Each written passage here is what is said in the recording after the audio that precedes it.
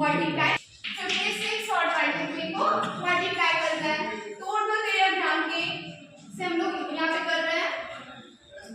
First step ये होगा ना, हम लोग यूनिट प्लेस वाले को मल्टीप्लाई करेंगे, कितना हो जाएगा 3 4 18 8 हाथ में क्या रह गया 1 रह गया।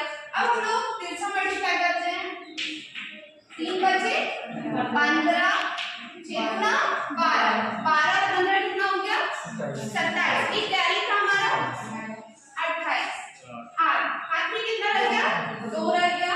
अब यहाँ पे टेंस प्लेस वाले को लीजिए 10 और